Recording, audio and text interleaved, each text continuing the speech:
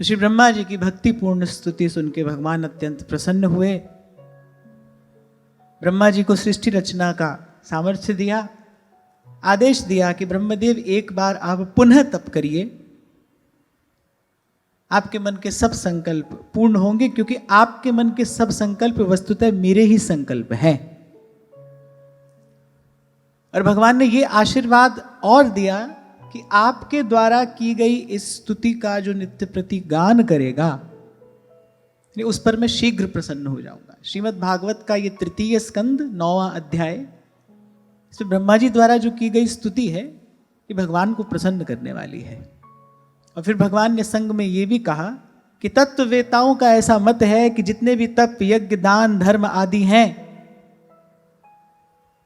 उन सब का अंतिम फल यही है कि मेरी प्रसन्नता प्राप्त हो जाए, क्योंकि मेरी प्रसन्नता प्राप्त हो जाने पर फिर कुछ और प्राप्त करना शेष नहीं रह जाता। तो ब्रह्मा जी ने एक बार पुनः तप किया, फिर सृष्टि की रचना की, काल का विभाग किया, पर बहुत प्रयास करने के बाद भी सृष्टि का विस्तार हो नहीं रहा था। सबसे पहले ऋषियों की उत्पत्ति हुई, वो सब भजन में लग गए। अब ब्रह्मा जी थोड़े रुष्ट हुए। अभी मैं आपको बता रहा था ना, कुछ दिन पहले अयोध्या से जगत गुरु श्री राघवाचार्य जी महाराज का आगमन हुआ। तो ऐसे महाराज श्री से बैठकर बात हो रही थी। महाराज श्री मेरी पूर्व की जीवन यात्रा के विषय में कुछ पूछ रहे थे। तो मैंने कहा महाराज जी बाकी तो सब अनुकूल रहा, माँ का मुझे भरपूर सहयोग मिला, पर क्योंकि मैं इकलौता पुत्र था तो मेरे पिता को चिंता होती थी, भाई क्या होगा, कौन सा रास्ता पकड़ लिया। तो महाराज जी हंसने लगे। महाराज जी कहने लगे, भाई इसमें कोई आश्चर्य करने की आवश्यकता नहीं है। बालक भजन करने लगे तो ब्रह्मा जी को भी अच्छा नहीं लगा।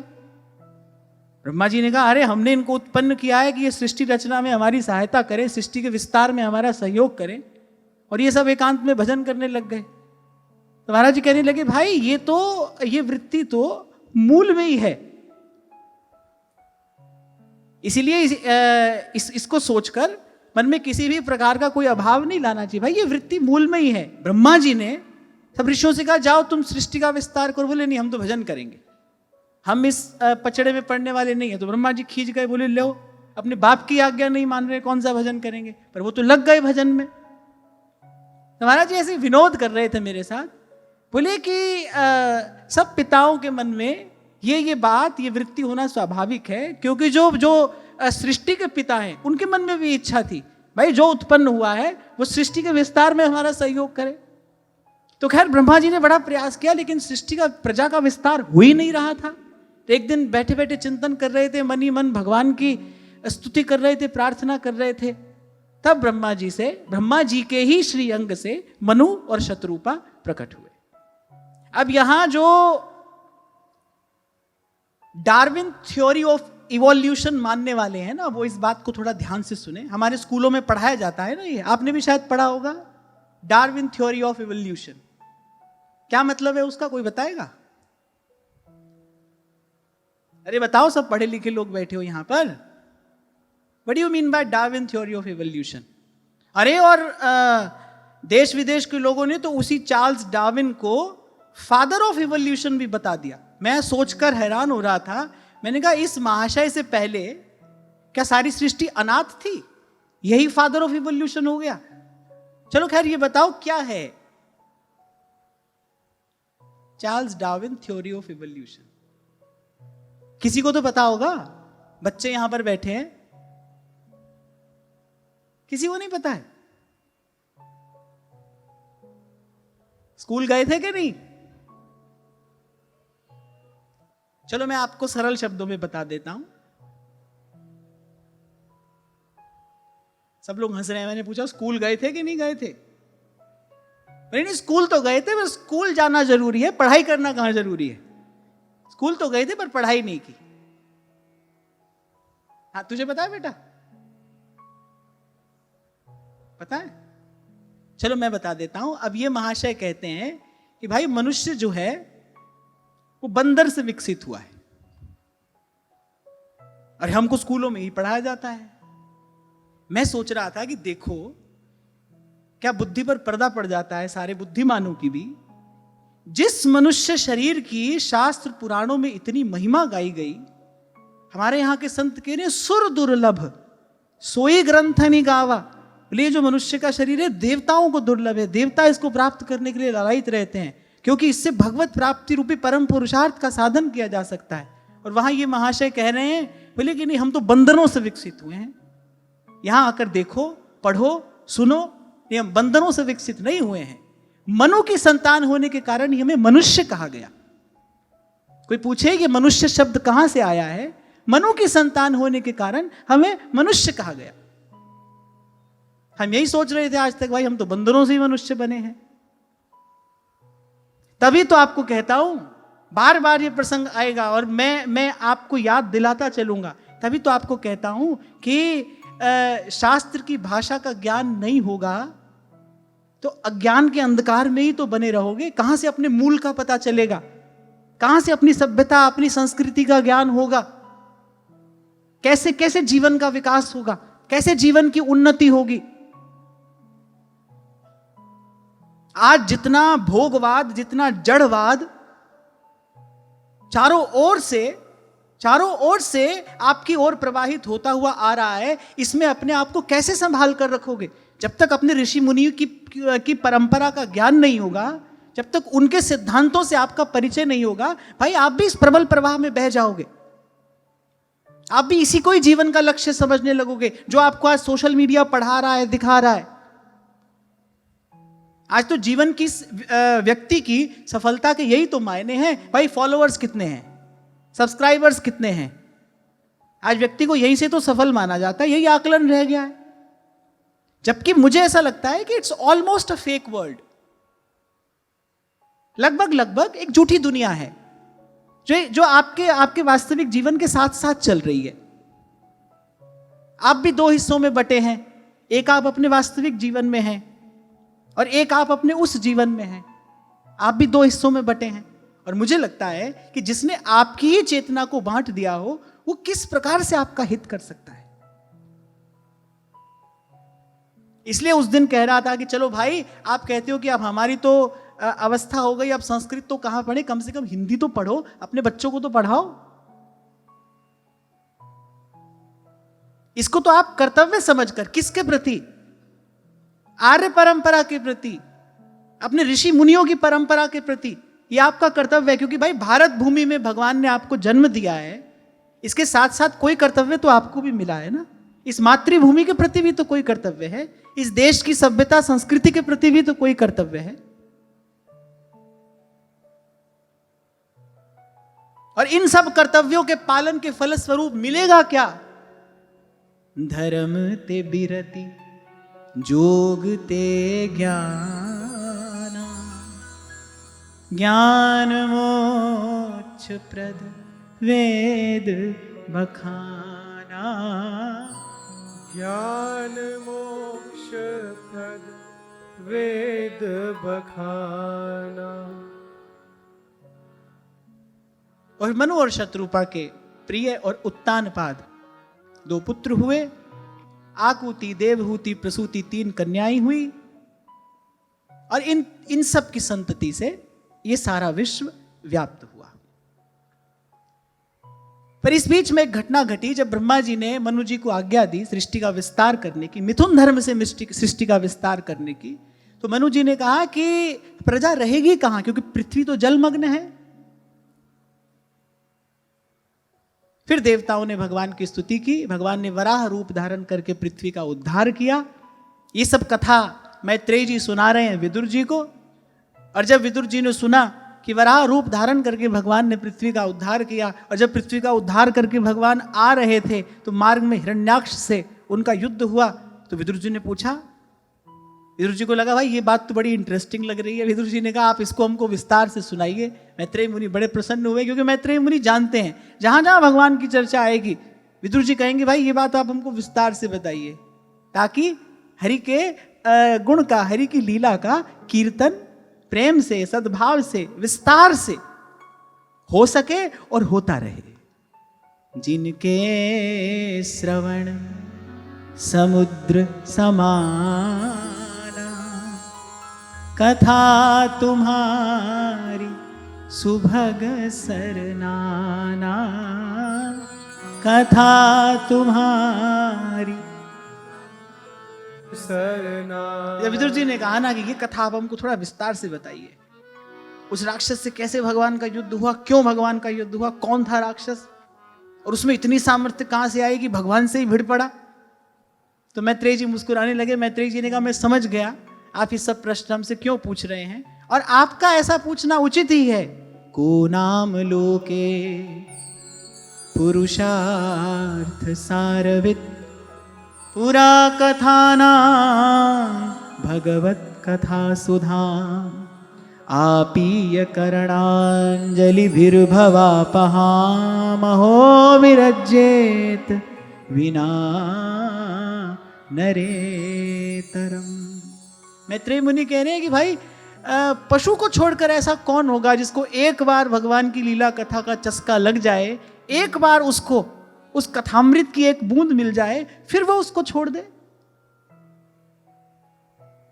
कथा श्रवण का वास्तविक प्रसाद तो यही है कि श्रवण किया और श्रवण सुनने की प्यास और बढ़ जाए, श्रवण सुनने का लोभ और बढ़ जाए। श्री गोस्वामी जी मानस में जब पुष्प वाटिका प्रसंग का वर्णन करते हैं तो कह रहे श्री जानकी जी ने ससंकोच सबकी दृष्टि बचाकर श्री रघुनाथ जी की ओर देखा। पर जब श्री रघुनाथ जी की ओर देखा, जब श्री रघुनाथ जी का प्रथम दर्शन हुआ, कह रहे अब नेत्र संभाले संभल नहीं रहे, क्योंकि दर्शन का लोभ और बढ़ गया। यही भगवान के दर्शन का फल है कि दर्शन का लोभ बढ़ जाए। यही कथा श्रवण का प्रसाद है कि फिर सुनते सुनते मन अघाए नहीं, सुनते सुनते तृप्ति ना हो। श्री सुखदेव जी महाराज ने एक बार कहा ना महाराज परीक्षित से, भूख नहीं लगी, प्यास नहीं लगी?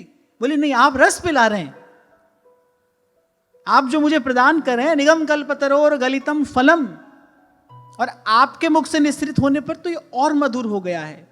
शुक मुखाद अमृत द्रव संयुतम, आप सुना रहे हैं तो और मीठा है। मुझे ना भूख है, न प्यास, न भय है, न शोक, इन सब से मुक्त हो गया हूं। और श्रीमद् भागवत में एक स्थान पर कहा गया है ऐसा, तस्मिन् महन मुखरिता मधुविचरित्र पीयूष शेष सरितः परितः स्रवन्ति, ताये पिबन्त वितृषो नृपगाढ़ कर्णैस्तान्न स्पृशन्ते शनत्रिड भय शोक मोहा। भूख प्यास भय शोक और मोह, इन पंच क्लेशों का निवारण करने वाली भगवान की कथा है। भूख और प्यास तन के कष्ट हैं, और भय शोक मोह ये मन के कष्ट हैं। मेरे तन मन के क्लेशों की, तन मन के रोगों की औषधि भगवान की कथा है, और इसी विधि से इसका सेवन करना चाहिए, इसी भाव से इसका श्रवण करना चाहिए।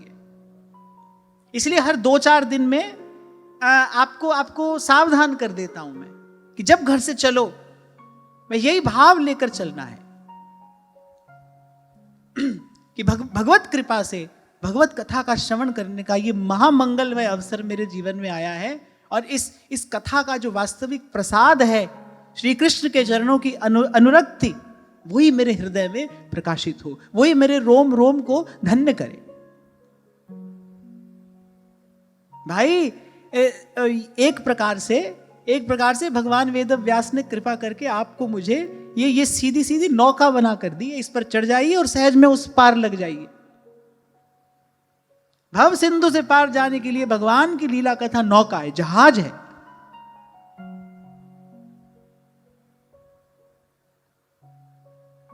तो श्री मैत्रेय जी ने विदुर जी के पूछने पर कहना आरंभ किया। कहा कि विदुर जी प्रश्न तुम्हारा बड़ा सुंदर है, अब आप सावधान होकर श्रवण करो। कश्यप ऋषि, उनकी पत्नी दिति अपने आश्रम पर विराजमान है, संध्या का समय है,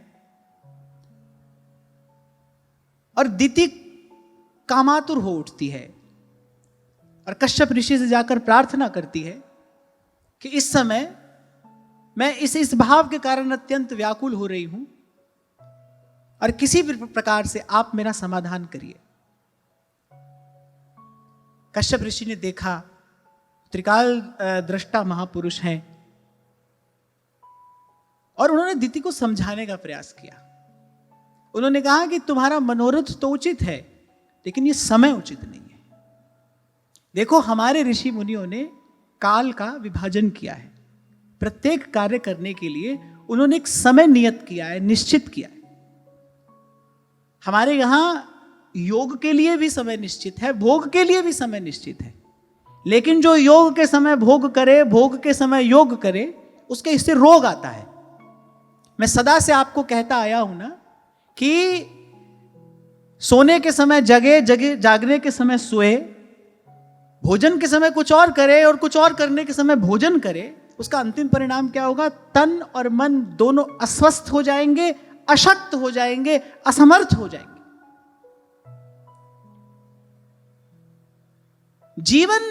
जीवन सिद्धि का मूल मंत्र अगर कोई है तो वो नियंत्रण है, संयम है, संतुलन है। मैं बार बार आपसे कहता हूं ना, कुछ भी करते ही नहीं चले जाना है और छोड़कर भी नहीं बैठ जाना है। उसको सही करने की एक युक्ति है, उसको सही करने की एक विधि हमारे पूर्वाचार्यों ने हमको दी है, हमारे ऋषि मुनियों ने हमको दी है, हमारे बड़े लोगों ने हमको समझाया है। उसको सही किस प्रकार से करना है। जीवन सिद्धि का मूल मंत्र अगर कोई है तो वो संयम है। मैं तो सदा ही कहता हूं भाई, यहां कुछ भी ऐसा नहीं है जो बिल्कुल व्यर्थ हो और कुछ भी ऐसा नहीं है जो पूर्ण रूप से सार्थक हो। कब लेना है, क्या लेना है, कितना लेना है, इतनी समझ आप में और मुझ में होनी चाहिए। हमको कब लेना है, क्या लेना है और कितना लेना है। सृष्टि की सारी अच्छी वस्तुएं आपके लिए अच्छी हुई कोई आवश्यक बात नहीं है। सारी अच्छी चीज हमारे लिए भी अच्छी हो, कोई ये आवश्यक नहीं है।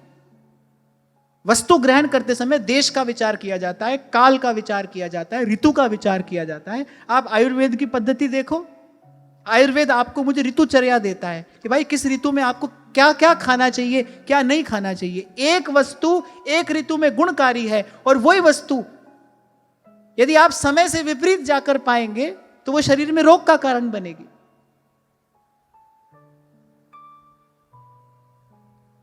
इसीलिए अभी थोड़ी देर पहले आपको कह रहा था भाई कि शास्त्र पुराण में आपकी श्रद्धा नहीं होगी, संत गुरुजन में आपकी श्रद्धा नहीं होगी, तो आपका तन और मन स्वस्थ कैसे रहेगा। अरे मन की तो छोड़ो, तन ही स्वस्थ नहीं रहेगा। और अगर यह महत्वपूर्ण न होता तो अर्जुन को गीता का उपदेश देते हुए श्री कृष्ण ये नहीं कहते कि युक्ताहार विहारस्य युक्त चेष्टस्य कर्मसु। भगवान ने भी संतुलन का ही मार्ग बताया। मैं कहता हूं ना आपसे, संतुलन में ही जीवन की सुंदरता है। कश्यप ऋषि ने कहा कि देवी तुम्हारा मनोरथ तो ठीक है, तुम पत्नी हो, मैं पति हूं, तुम्हारे मनोरथ को पूर्ण करना ये मेरा कर्तव्य भी है, पर ये समय उचित नहीं है। संध्या का समय देवाराधन का समय है। प्रातः और संध्या ये दो समय ऐसे हैं जिस समय प्रयास पूर्वक देवाराधन में ही लगना चाहिए। तो श्री कश्यप ऋषि ने कहा कि तुम्हारा मनोरथ तो अभी पूर्ण करूंगा, अब तुम एक मुहूर्त तक ठहरो।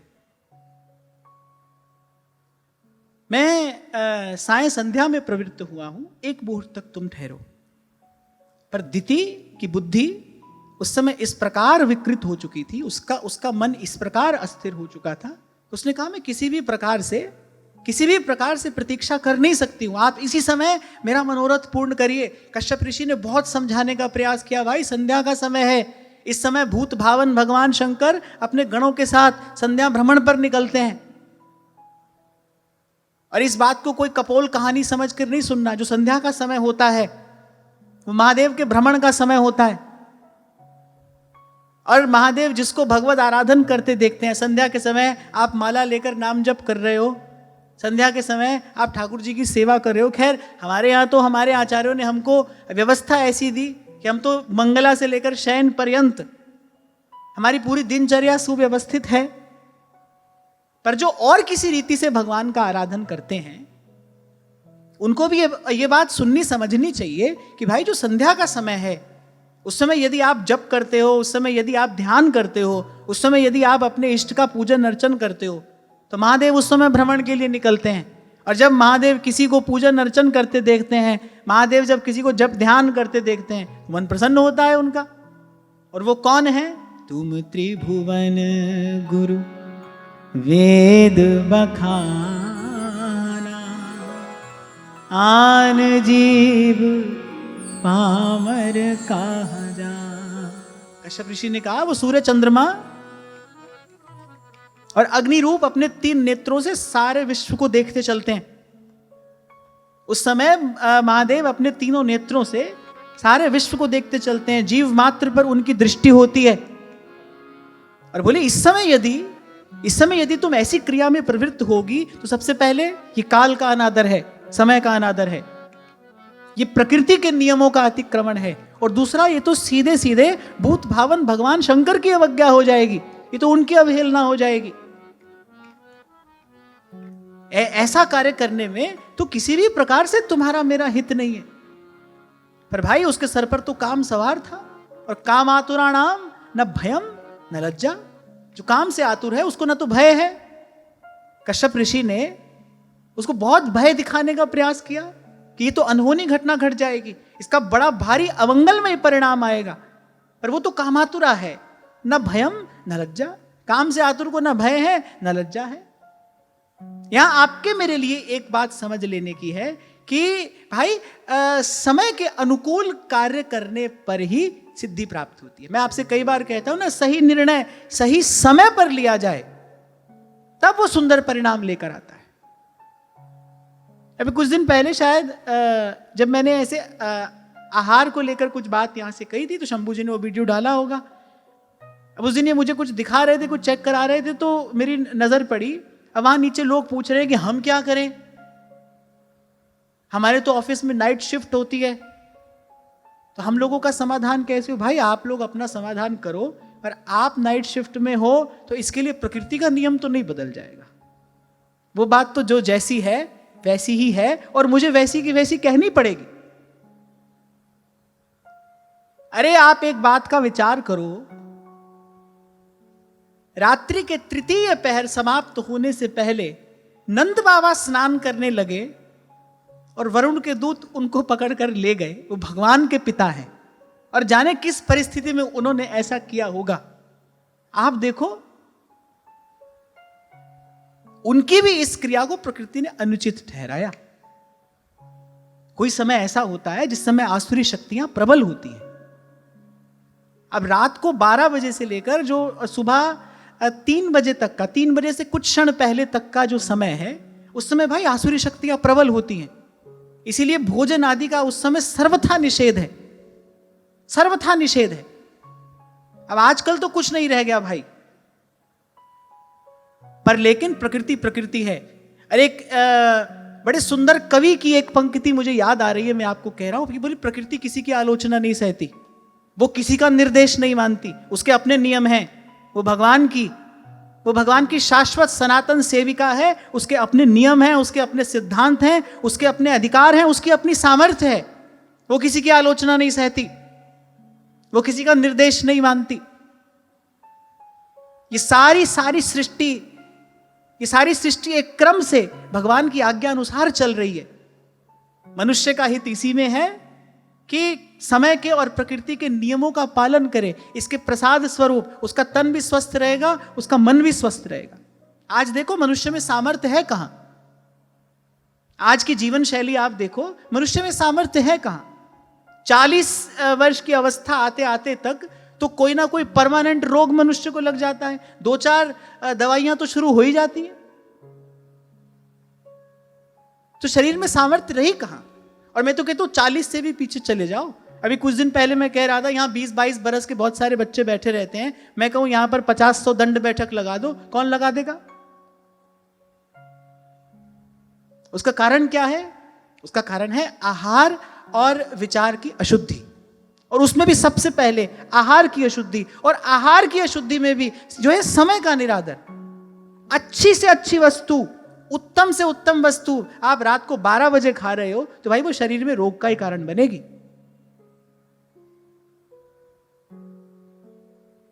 और उस समय यदि आप भोजन करते हो तो you are feeding the negativity. आप वो जो आसुरी शक्तियां हैं, वो जो नकारात्मक शक्तियां हैं, आप उन्हीं का पोषण कर रहे हो। अरे कल ब्रह्मा जी ने अपनी स्तुति में ये बात कही कि सारी सृष्टि को अपनी आज्ञा में रखने वाला, सारी सृष्टि को सुव्यवस्थित चलाने वाला जो काल है प्रभु, वो आपका ही तो रूप है। समय भगवान ही तो है।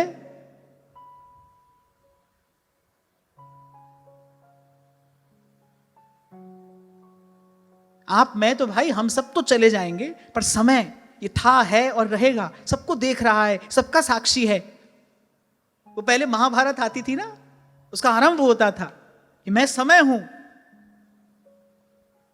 इस सृष्टि का कण कण उसी के द्वारा तो गतिमान है। और वो समय कौन है? अरे भगवान का ही रूप है। समय का निरादर करना भगवान का ही निरादर करना है। कश्यप ऋषि ने कहा दिति से, तुम्हारा मनोरथ ठीक है लेकिन ये समय ठीक नहीं है, ये समय अनुचित है।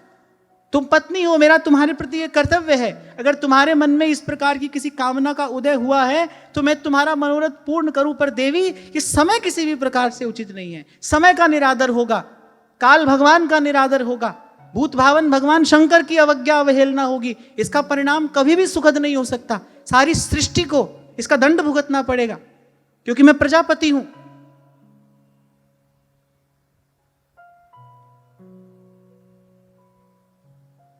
तो सही कार्य किया जाए और सही समय पर किया जाए, और सारी बात उठाकर हम एक तरफ रख दें। और यदि हम एक ही सही कार्य का विचार करें और वो है प्रभु के भजन में लगना, तो भाई वो सही समय पर किया जाए। और प्रभु के भजन में लगने का सही समय क्या है? अब है, आज है, अभी है, यही है। जिहि नाम निमंगल लोक तिहु, सुहरि पद भज ना विलंब कर, हरि पद भज ना विलंब कर।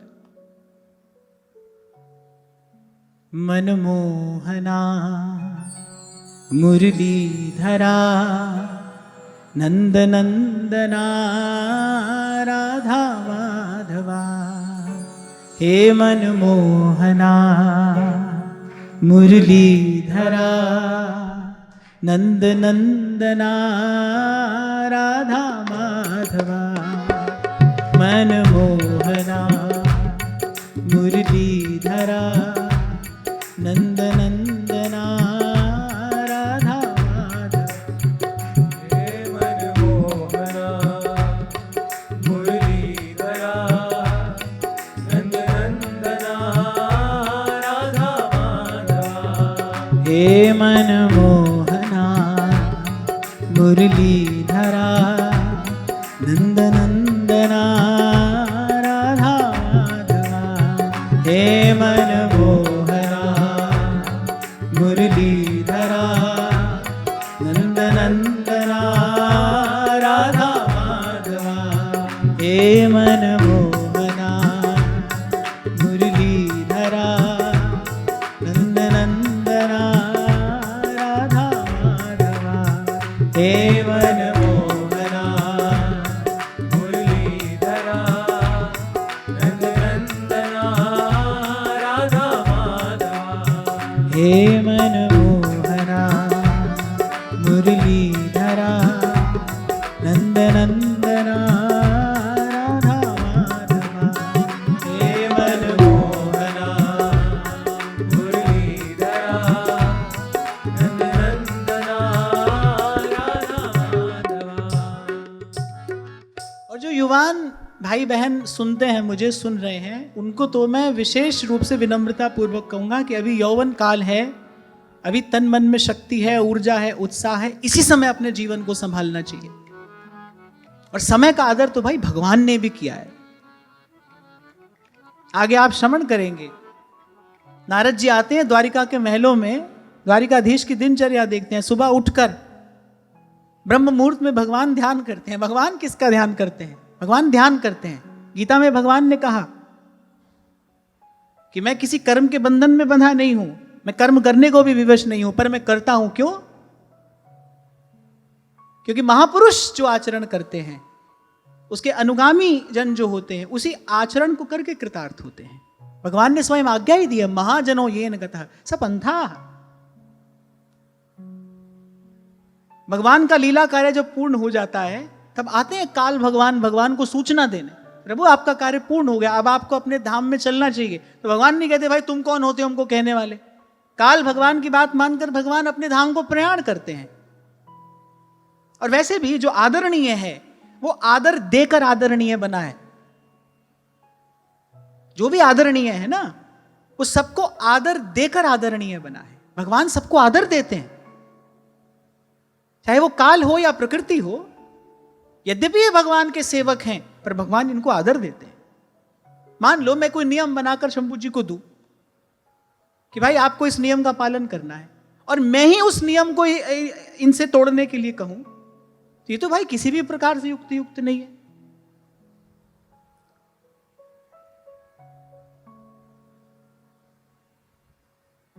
तो इसलिए भाई ये प्रसंग तो आपने मैंने बहुत बार सुना, लेकिन ये प्रसंग कुछ कहता है, प्रसंग कुछ कह रहा है। इस प्रसंग का संकेत क्या है? इस प्रसंग में छिपा हुआ संदेश क्या है? इस प्रसंग में छिपा हुआ संदेश है, ये भूल आपसे मुझसे होती चली जा रही है। समय का आदर किया जाए।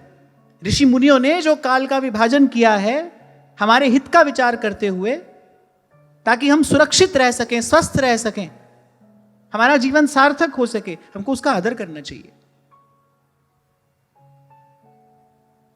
भाई व्यवहार हो या धर्म, मनमाना आचरण करने वाला तो कहीं नहीं पहुंचता। स्कूल में भी बच्चा जाता है तो उसको एक टाइम टेबल मिलता है ना। कहीं पर भी कोई जाए तो एक व्यवस्था है, उस व्यवस्था का आदर किया जाना चाहिए। ऐसे ही जब बात जीवन की आती है तो हमारे ऋषि मुनियों ने एक व्यवस्था दी। किस समय खाना है, किस समय जगना है, किस समय सोना है, एक समय आपको मुझे दिया गया है। बिना क्यों क्या कैसे किए उसका श्रद्धापूर्वक पालन किया जाना चाहिए, अगर स्वस्थ रहना है तो। और नहीं तो मैंने कहा आप देख ही रहे हो परिणाम, मुझे और अधिक विस्तार से कहने की क्या आवश्यकता है। आप देख ही रहे हो, रात्रि के कुछ घंटे ऐसे होते हैं जब आप सबसे गहरी निद्रा ले पाते हैं। और एक बात तो माननी पड़ेगी भाई, शरीर को और मन को स्वस्थ रखने के लिए दो ही बात तो जरूरी हैं, सही से खाना और सही से सोना। यही दो तो बातें महत्वपूर्ण है। तभी तो भगवान ने अर्जुन को यह कहा कि ना बहुत अधिक खाने वाले का, ना कम खाने वाले का, ना बहुत अधिक सोने वाले का, ना कम सोने वाले का योग साधता है।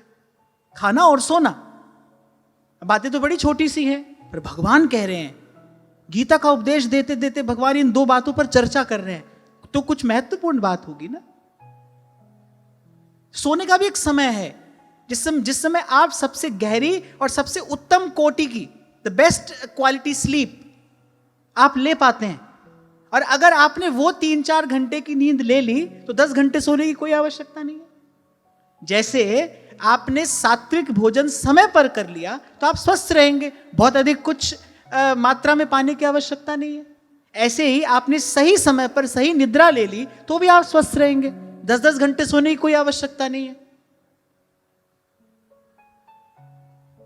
हालांकि कहते हैं कि भाई 6 घंटे की 8 घंटे की नींद चाहिए, पर ऐसा होता तो भाई सबसे पहले तो मैं ही अस्वस्थ होता। 6-8 घंटे की कोई आवश्यकता नहीं। यदि आपने सही समय पर सही प्रकार से, if you had a sound sleep, तो इतना सोने की कोई आवश्यकता नहीं है। लेकिन इसके लिए आपको अपने जीवन को व्यवस्थित करना पड़ता है, जैसे लाइफ मैनेजमेंट। इसके लिए आपको अपने जीवन को व्यवस्थित करना पड़ेगा, अनुशासन में लाना ही पड़ेगा, आना ही पड़ेगा। इसलिए थोड़ी देर पहले मैंने कहा, जीवन सिद्धि की अगर कोई चाबी है तो वो करना या ना करना नहीं है, सही करना है। जीवन सिद्धि का अगर कोई मूल मंत्र है तो वो संयम है। संयम, कहीं एक पंक्ति लिखी हुई मैंने पढ़ी थी, याद रह गई। उसमें लिखा था, संयम क्या है? फिर एक युद्ध अपने ही विरुद्ध, क्योंकि मन उच्छृंखल है, वो संयम में आना नहीं चाहता है, उसको लाना पड़ता है, खींच कर लाना पड़ता है। इसीलिए भगवान ने कहा, यत्तदग्रे विषमिव। अरे इस रास्ते पर चलोगे तो पहले पहले तो भाई कठिनाई आएगी। ये कोई फूलों से बने मार्ग पर चलने जैसा नहीं होगा। बहुत कठिन है डगर पनघट की, ऊंची नीची राह रपटनी, मुंह से चलो न जा। प्रीतम दूर पंथ म्हारा झीना, प्रीत सीताम दूर पंथ मारा जीना, सूरत झकोला खाए, सखी मैं हरि से मिलूं कैसे जाए, सखी मैं हरि से मिलूं कैसे जाए। ऊंची नीची राह रपटनी,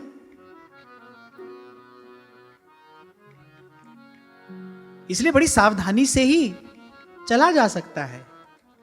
ये तो कुछ दिन पहले मैंने आपसे कहा था, सही मार्ग पर पांव पड़ भी जाए तो भी भाई पथ पतन का भय तो रहता है कि कहीं पथ पतन ना हो जाए। इसके लिए सतत सावधान रहना होगा और सावधानी ही साधना है। इसी का अभ्यास आपको परम सिद्धि की ओर ले जाता है। सावधानी ही साधना है। अभी आप सावधान रहेंगे, दीर्घ काल के अभ्यास के बाद व्यक्ति सावधान हो जाता है। दीर्घ काल के अभ्यास के बाद व्यक्ति सावधान हो जाता है। पहले आपको सावधान रहना पड़ेगा। There must be an alert lifestyle. तो खैर विवश होकर कश्यप ऋषि को माननी पड़ी दिति की बात। उसके साथ समागम किया, फिर जाकर पुनः स्नान किया, आचमन करके शुद्ध हुए और फिर अपने संध्या आदि कर्म में लगे। पर लेकिन दिति को इसके बाद बड़ी ग्लानि हुई, बड़ी लज्जा आई। और यही होता है, भोग का अंतिम परिणाम क्या है? ग्लानि, खेद, लज्जा। भोग भोगने का अंतिम परिणाम यही है। भोग भोग लेने वाला अंत में क्या पाता है? भीतर ही भीतर ग्लानि ही तो होती है, खेद ही तो होता है, स्वयं से लज्जा तो आती है। और यही दिति के साथ हुआ। ससंकोच पुनः पहुंची कश्यप ऋषि के पास और कहा कि मैंने रुद्र भगवान का अपमान किया है, मैंने अपराध किया है और अब मैं बड़ी भयभीत हूं। और उस समय दिति भय के मारे थर थर कांप रही थी। क्योंकि इस समय मैं बड़ी भयभीत हूं कि कहीं रुद्र भगवान का क्रोध मेरे गर्भ को नष्ट ना कर दे। अब कश्यप ऋषि ने कहा, अब पछताए होत क्या, अब तो कर्म का बीज इस भूमि में गिर गया। अब तो जो जस करहि सो तस फल चाखा। मैं फिर कह रहा हूं आपसे, क्या है ना, जिस परिवेश में आज आप और मैं रह रहे हैं, चारों ओर से हमारे कान में क्या पड़ता है? भाई सब चलता है, सब ठीक है, सब चलता है। नहीं नहीं, सब ठीक नहीं होता और सब चलता नहीं। और एक और बात हमने सीख ली, भाई आज कर लेंगे, आज कर लेते हैं, कल देखी जाएगी, कल किसने देखा है। ये सब बातें सुनते सुनते हमारे मन मानस पर इन सब बातों का बड़ा प्रभाव पड़ता है, क्योंकि ये सब बातें करने में बड़ी आसान मालूम पड़ती है ना। अरे कल किसने देखा है, कल कोई क्यों देखेगा भाई, आप आज करोगे तो कल भी आपको ही देखना है। इसलिए आपको मुझे तो बहुत सावधान रहने की आवश्यकता है। नहीं, सब ठीक नहीं होता है, सब नहीं चलता है। जब बात प्रकृति के नियमों की आती है, जब बात समय की आती है, कोई अपनी मनमानी चाल से नहीं चल सकता। यदि चलता है तो उसका अंतिम परिणाम क्लेश है, दुख है। क्योंकि भाई संत कह रहे हैं, तन बिन वेद भजन नहीं बरना। शरीर के बिना भजन नहीं होता, शरीर स्वस्थ हुए बिना भजन नहीं होता। यदि काल का और प्रकृति का आदर नहीं करोगे तो सबसे पहले शरीर अस्वस्थ होकर गिरेगा। अरे किसी बहुत बड़े रोग की बात तो क्या की जाए, शरीर के किसी हिस्से में एक छोटा सा कांटा भी गड़ जाए ना, तो सारी चेतना उसी कांटे की ओर प्रवाहित होने लगती है। एक कांटा गड़ जाए अगर शरीर में, मैं शरीर को लाड़ लड़ाने या दुलराने के लिए नहीं कह रहा हूं, मैं केवल इस जिससे भजन साधन किया जाना है उसकी संभाल करने की बात कह रहा हूं। कि जब समय की बात आए, जब प्रकृति के नियमों की बात आए, कोई अपनी मनमानी नहीं कर सकता भाई। देखो, एक्सेप्शंस आर ऑलवेज देयर, अपवाद हर समय होता है, लेकिन वो बहुतायत में नहीं होता है, वो हजारों लाखों की संख्या में नहीं होता है। और दूसरी बात, जो महापुरुष अपने पुण्य से, तप से, भजन से, गुरुजनों के अनुग्रह से मान लो पहुंच भी गया है प्रकृति के नियमों से पार, तो कम से कम वो जन साधारण को उस मार्ग का अनुसरण करने के लिए नहीं कहेगा। जन साधारण को तो वही मार्ग दिया जाना चाहिए जिसमें सबका हित हो। यद्यपि शुद्धम लोक विरुद्धम ना करणीयम ना करणीयम। कोई मान लो विशेष रूप से प्रतिभा संपन्न है, वो कहता है भाई नहीं मैं तो उस पार पहुंच गया हूं, मुझे अब कोई नियम मानने की आवश्यकता नहीं है, तो भाई वो अकेला ही तो है, वो जनसाधारण को इसका उपदेश नहीं कर सकता। ऐसा नहीं किया जाना चाहिए। इसलिए जब कभी आप कोई प्रश्न पूछते हो, जैसे कुछ दिन पहले एक माता ने प्रश्न पूछा कि मासिक धर्म के समय सेवा करें कि नहीं करें, तो भाई जनसाधारण को जो बात कही जानी चाहिए यहां से वही कही जाएगी कि ऐसी जब बात आए तो भाई शास्त्र मर्यादा का ही पालन करना चाहिए। यहां जिन जिन विभूतियों की हम चर्चा कर रहे हैं वो कोई साधारण लोग थे? इस कथा के जो दो पात्र हैं क्या वो साधारण हैं? वो कश्यप ऋषि हैं, प्रजापति हैं, सारी सृष्टि के पिता हैं, और दूसरी ओर दिति हैं, अपने गर्भ को 100 वर्ष तक संभाल कर रखा। आप सोचो कैसा नियंत्रण है तन पर, मन पर, अपनी बुद्धि पर, कैसी उनकी सामर्थ्य है। तो हम कोई साधारण लोगों की बात नहीं कर रहे हैं। और यदि ये लोग भी समय का सम्मान कर रहे हैं, नियम का सम्मान कर रहे हैं, तो भाई आपको और मुझे तो करना ही चाहिए। और इन कथाओं की चर्चा से, इनके चिंतन से अगर हम यही नहीं सीखते, फिर भाई ये कहना सुनना हो किस लिए रहा है? फिर ये सब हो क्यों हो रहा है? यही तो आपको मुझे सीखना है, यही तो आपको मुझे समझना है कि भाई जब ये भागवत आगे बढ़ेंगी, जब ये कथा आगे बढ़ेगी, जब ये चर्चा आगे बढ़ेगी, तो भाई जैसे जैसे ये श्री कृष्ण के निकट पहुंचे, ऐसे ऐसे हमारा तन मन भी श्री कृष्ण के योग्य बनता चले। प्रथम स्कंद से दशम स्कंद तक ये यात्रा इसीलिए तो है कि धीरे धीरे हमारा मन, हमारा चित्त, हमारी वृत्ति सब श्री कृष्ण के योग्य बनता चले। हमारा मन ऐसा मंदिर बन जाए जिसमें श्री कृष्ण का प्रागट्य हो, भाव रूप भगवान, आनंद रूप भगवान, भक्ति रूप भगवान हमारे हृदय में प्रकट हो। इसीलिए तो एक क्रम यहां पर कहा गया, कहां से शुरू करना, कैसे चलना, कैसे आगे बढ़ना। तो दिति बड़ी भयभीत हुई। नहीं मानोगे गुरुजनों की बात, दुख उठाना पड़ेगा। भय, चिंता आदि क्लेश जीवन को आ घेरेंगे। गुरुजनों की आज्ञा में रहोगे, फिर कृपा पात्र सोई जानिए, भगवान की कृपा की वर्षा होती रहेगी। अब कश्यप ऋषि ने कहा भाई अब तो कर्म का बीज पड़ गया, अब तो सुनो क्या परिणाम होगा। तुमने इस समय मुझे ऐसा ऐसा कार्य करने के लिए बाध्य किया, विवश किया, अब इसका परिणाम यह होगा कि तुम्हारे गर्भ से 2 ऐसे महान असुर पैदा होंगे, निरपराध प्रजा को सताएंगे। उनके कारण चारों ओर भयंकर दुख, पीड़ा, क्लेश बढ़ने लगेंगे। फिर भगवान के ही हाथों से उनको मुक्ति प्राप्त होगी। तब दिति ने कहा कि आपने ये कहकर मेरे मन को एक आधार दे दिया। मैं बस इतना नहीं चाहती थी कि मेरे पुत्रों का वध किसी ब्राह्मण के शाप के कारण हो, क्योंकि जब वो प्रजा को सताएंगे, जब वो प्रजा को दुख देंगे, कितने लोगों के हृदय के वो पीड़ा भरे भाव उनकी ओर जाएंगे। तो बस मैं इतना चाहती थी कि मेरे इन पुत्रों का कल्याण हो जाए, क्योंकि जब कोई ब्राह्मण के शाप से दग्ध होता है फिर तो उस जीव का अनंत काल तक कल्याण नहीं होता। आपने ये कहकर मेरे मन को, मेरे चित्त को आधार दे दिया कि मेरे पुत्रों का जो वध होगा वो साक्षात भगवान के हाथ से होगा। फिर कश्यप जी ने कहा कि चलो तुमको अपने किए पर शोक है, पश्चाताप है, और तुमको शीघ्र ही उचित अनुचित का विचार भी हो गया है, तो अब मैं तुम्हें आशीर्वाद देता हूं कि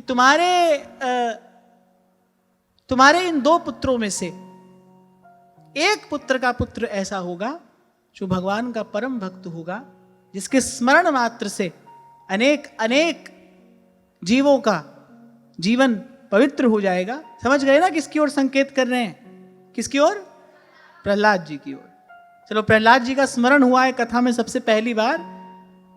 श्रीमन्नारायण नारायण, श्रीमन्नारायण नारायण नारायण, श्रीमन्नारायण नारायण श्रीमन्नारायण नारायण नारायण श्रीमन्नारायण नारायण नारायण श्रीमन्नारायण नारायण नारायण श्रीमन्नारायण नारायण नारायण श्रीमन्नारायण नारायण नारायण श्रीमन्नारायण नारायण श्रीमन्नारायण नारायण नारायण श्रीमन्नारायण नारायण श्रीमन्नारायण नारायण नारायण पुत्रस्यैव तु पुत्राणां भवितैकः सतां मतः गास्यन्ति यद्यशः शुद्धं भगवद्यशसा समम्। बोले और अनेक अनेक सत्पुरुष उसका सम्मान करेंगे और उसके पवित्र यश को भगवान के भक्तजन बार बार गाया करेंगे। योगैर्हेमैव दुर्वर्णं भावयिष्यन्ति साधवः निर्वैरादिभिरात्मानं यच्छीलम् अनुवर्तितुम्। बोले साधुजन उसके स्वभाव का अनुकरण करके स्वयं को धन्य मानेंगे और उसके स्वभाव का अनुकरण करके निर्वैरता आदि दिव्य गुणों की सिद्धि प्राप्त करेंगे। आगे हम इस बात की विस्तार से चर्चा करेंगे कि आप देखो कितना दुख पिता दे रहा है और उनकी दृष्टि में कौन है? सुबह से लेकर शाम, शाम से सुबह प्रहलाद जी की एक एक श्वास हरिशरणम हरिशरणम हरिशरणम हरिशरणम हरिशरणम हरिशरणम हरिशरणम हरिशरणं यत् प्रसादादिदं विश्वं प्रसीदति यदात्मकं स स्वदृग्भगवान् यस्य तुष्यते नन्यया दृशा। कश्यप ऋषि कहने लगे और क्या कहूं कि उसकी अनन्य भक्ति से स्वयं भगवान रीझ जाएंगे, उस पर प्रसन्न हो जाएंगे। सवै महाभागवतो महात्मा महानुभावो महतां महिष्ठः प्रवृद्ध भक्त्यानुभाविताशये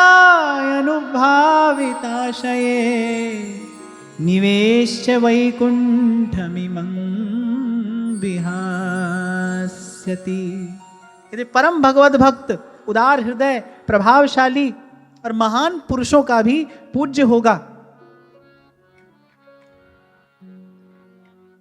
और प्रौढ़ भक्ति भाव से विशुद्ध अंतःकरण में भगवान को स्थापित करके देहाभिमान को त्याग देगा, विषयों में अनासक्त होगा, शीलवान होगा, त्याग का भंडार होगा, दूसरे के सुख में सुखी और दुख में दुखी रहने वाला होगा, अजात शत्रु होगा, उसका कोई शत्रु नहीं होगा। और जैसे चंद्रमा ग्रीष्म ऋतु के ताप को हर लेता है, ऐसे ही वह संसार भर के शोक को शांत करने वाला होगा। ये भगवान के भक्त की महिमा कश्यप ऋषि गा रहे हैं। मद भक्ति युक्तो भुवनं पुनाति, और कह रहे हैं जो इन नेत्रों का परम लाभ है वो इसको प्राप्त होगा। और नेत्रों का परम लाभ क्या है कि उसको भगवान का प्रत्यक्ष दर्शन होगा।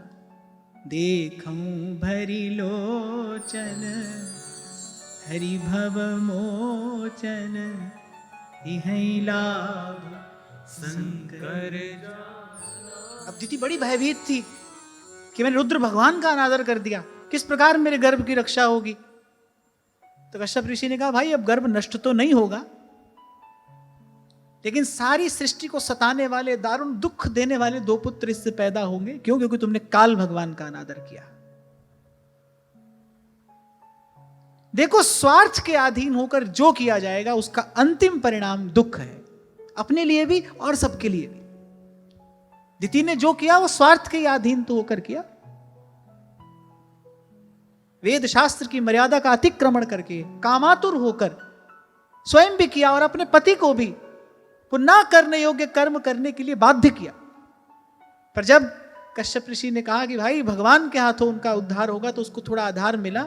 यहां एक बात और विचारणीय है, उसने कहा भाई भगवान के हाथों उद्धार हो, ये तो प्रसन्नता की बात है, बस इतना चाहती थी मैं कि किसी ब्राह्मण के शाप से उनका जीवन दग्ध ना हो जाए। ऐसे जीव की गति नहीं होती। माने किसी जीव को सताया, उसके हृदय से आपके लिए कोई आह निकली कि फिर कल्याण का कोई मार्ग नहीं बचता। और कल इसी बात पर हम चर्चा कर रहे थे भाई, और किसी बात से भगवान रीझे नहीं रीझे, पर जीव मात्र पर दया करने से रीझ जाते हैं। और इसका यदि हम दूसरे दृष्टिकोण से विचार करें, यदि ये परम धर्म है, यदि जीव पर दया परम धर्म है, तो फिर किसी को सताना ये सबसे बड़ा अधर्म भी तो है, ये सबसे बड़ा पाप भी तो है। तभी तुलसी बाबा कहते हैं, परहित सरस धर्म नहीं भाई, पर पीड़ा सम नहीं अधमाई, पर पीड़ा सम नहीं अधमाई। तो फिर मैत्रेय जी ने कहा, हे विदुरी, जब दिति ने सुना कि मेरे पुत्रों का उद्धार भगवान के हाथ से होगा और मेरा पौत्र महान भगवत भक्त होगा, तो उसका हृदय आनंद और उत्साह से भर गया। आज की वार्ता यहीं श्री जी के चरणों में निवेदन करता हूं। महाराज श्री के चरणों में प्रणाम। आप सबके हृदय स्थित प्रभु को नमन।